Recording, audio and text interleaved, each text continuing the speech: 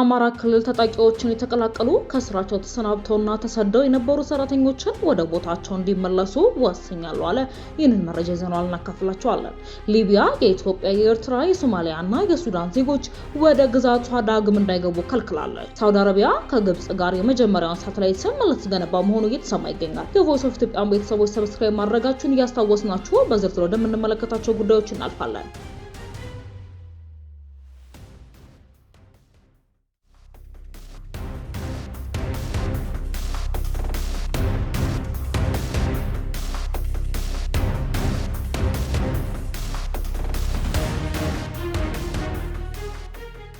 በአማራ ክልል ምክር ቤት በመንግስት ስራ ላይ የነበሩ ሰራተኞች በጸጥታ ምክንያት ታጣቂዎችን የተቀላቀሉና ከስራ ቦታቸው ተሰናብተው እንዲሁም ለስደት ተዳርገው የነበሩ ሰራተኞችን ወደ ቦታው እንዲመለሱ ወስኛለሁ አለ።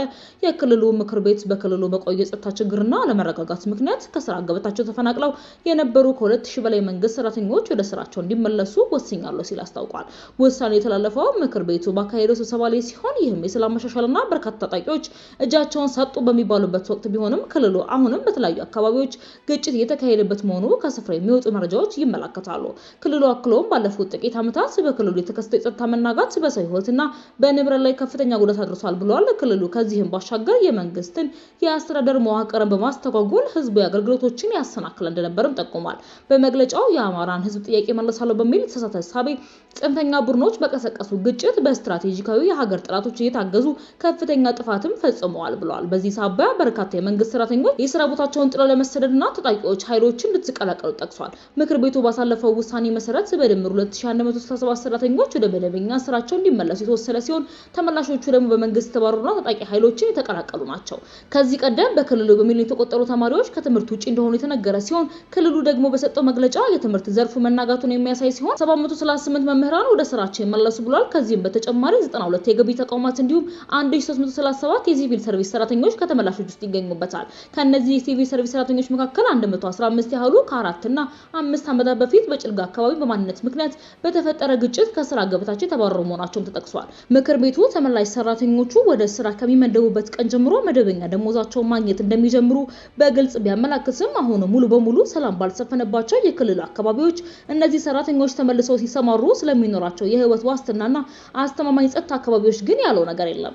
መንግስት ግጭቱንና የጸጥታ ችግሩን በሰላማዊ መንገድ ለመፍታት ያለሰለሰ ጥረት እያደረገ መሆኑን የገለጸው ክልሉ ትነግ እያለ በጠራው ህወሓት የሚዘወረው ያለውን የጽፋት ኃይል ተቀላቅለው በነበሩ በ10 ሺዎች የሚቆጠሩ ወገኖች የመንግስት የሰላም ጥሪ ተቀብለው በመመለስ የበደሉትን ህዝብ ይቅርታ ጠይቀዋልም ሲል አስታውቋል። ሳውዲ አረቢያ ከግብጽ ጋር የመጀመሪያው ሳተላይት ልትገነባ መሆኑ እየተሰማ ይገኛል። ሳውዲ አረቢያ ለመጀመሪያ ጊዜ ከግብጽ ጋር ሳተላይት ለመንደፍና ለመገንባት የሚያስችሉ እቅዶችን አጽድቃለች። የሳውዲ ኢጂፕሽያን ሳተላይት ፕሮጀክት በሳውዲ የህዋ ኤጀንሲና በግብጽ የህዋ ኤጀንሲ ጋራ የጋራ ባለሙያዎች በጥምረት የሚመራ ነው። የሳውዲ ዜና ወኪል ዘገባ ይህ እቅድ በጅዳ ከተማ ንጉስ ሳልማን ቢን አብዱልአዚዝ በሊቀመንበርነት በመሩት የሳውዲ ካቢኔ ስብሰባ ላይ የጸደቀ ነው። ስለ ሳተላይት ፕሮግራሙ ጥቂት ቴክኒካዊ ዝርዝሮች ብቻ ይፋ የተደረጉ ቢሆንም በዘርፉ ያለውን ቀጠናዊ ትብብር የበለጠ እንደሚያጠናክረው ግን ይታመናል።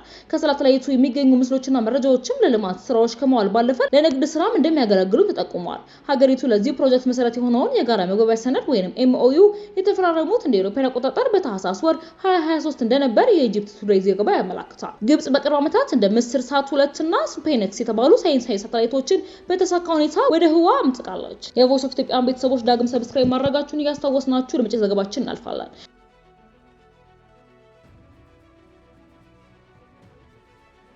ሊቢያ የኢትዮጵያ፣ የኤርትራ፣ የሶማሊያና የሱዳን ዜጎች ወደ ግዛቷ እንዳይገቡ ከልክላለች።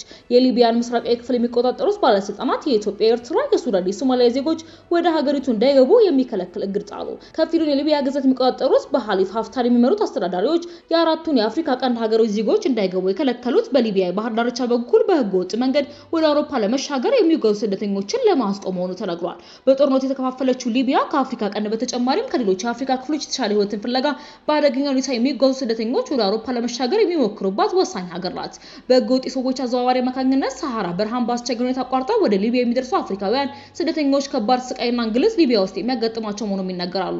በሰዎች አዘዋዋሪዎችና በታጣቂዎች እገታ፣ እስር፣ ድብደባና ሰቆቃ የሚገጥማቸው ስደተኞች ከፍተኛ ገንዘብ እየከፈሉ በአደገኛ ሁኔታ ከትናንሽ ጀልባዎች ሜዲትራኒያን ባህር ለማቋረጥ የሞከሩ በሺዎች የሚቆጠሩ ሰዎችም ለሞት ተዳርገዋል። ይህንን ለመቆጣጠር በሚል ምስራቃዊ ሊቢያን የሚቆጣጠሩ ባለስልጣናት አሁን ላይ የኢትዮጵያ፣ የኤርትራ፣ የሱዳንና የሶማሊያ ዜጎች በየብስ፣ በባህር፣ በአየር በአየር በሊቢያ እንዳይገቡ ክልከላ መጣላቸውን እንዳስታወቁ አሶሺየትድ ፕሬስ ዘግቧል። ውሳኔው ይፋ የሆነበት መግለጫ ጨምሮም ይህ በአፍሪካ ህብረት ዜጎች ላይ ጣለው እገዳ ዲፕሎማቶችን፣ የጤናና የትምህርት ዘርፍ ሰራተኞችን የሚመለከት እንዳልሆነም ገልጿል። የሙአመር ጋዳፊ መንግስት መውደቅን ተከትሎ የተካሄደው የእርስ በርስ ጦርነት በኋላ በምስራቅና በምዕራብ የተከፈለችው ሊቢያን የሚቆጣጠሩት ኃይሎች የራሳቸውን የበላይነት ለማስጠበቅ ከሚፎካከሩባቸው ጉዳዮች መካከል የስደተኞች ጉዳይም አንዱ ነው። ከሌሎች ሀገራት ወደ ሊቢያ የሚገቡ ስደተኞችን በተመለከተ ባለፉት ጥቂት ወራት በሁለቱ በሊቢያ ኃይሎች መካከል ከፍተኛ ውጥረትም ነግሶ ቆይቷል።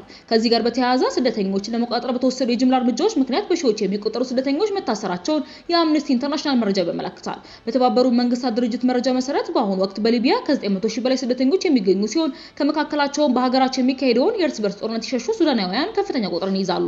ወደ ሊቢያ የሚገቡ ስደተኞች ዋነኛ ዓላማቸው ወደ አውሮፓ መሻገር ሲሆን በዚህም በርካቶች ትናንሽ ጀልባዎችን በመጠቀም ሜዲትራኒያን ለማሻገር ሙከራ ሲያደርጉ ተይዘው ወደ ሊቢያ እንዲመለሱ ተደርገዋል። ከዚያም በኋላ ስደተኞቹ በመንግስት ቁጥጥር ስር በሚገኙ ማቆያዎች ውስጥ የሚታሰሩ ሲሆን እዚያም ጥቃት፣ ለጉልበት ብዝበዛ፣ ድብደባን፣ መድፈርና ስቃያት እንደሚደርስባቸውና እዚህም በሰብአዊ መብት ላይ በሚፈጸሙ ወንጀሎች መካከል የሚስተካከሉ መሆናቸውን የተባበሩት መንግስታት መርማሪዎችን አመላክተዋል። ሊቢያ አሁን ወዳለችበት ቀውስ ውስጥ የገባቸው በኔቶ ድጋፍ የሙአመር ጋዳፊ መንግስት በአውሮፓውያኑ 2011 ከተወገደ በኋላም ሲሆን ሀገሪቱ አሁን በምስራቃዊና ምዕራባዊ ክፍል ውስጥ መቀመጫቸውን ባደረጉ ሁለት መንግስታት የምትመራ ሲሆን በተለያዩ ጊዜያትም ግጭቶች ይካሄዱባታል። የቮይስ ኦፍ ኢትዮጵያ ቤተሰቦች ዳግም ሰብስክራይብ ማድረጋችሁን እያስታወስናችሁ በሌላ አዲስ መረጃዎች ዳግም እስክንገናኝ ድረስ በደህና ቆዩ።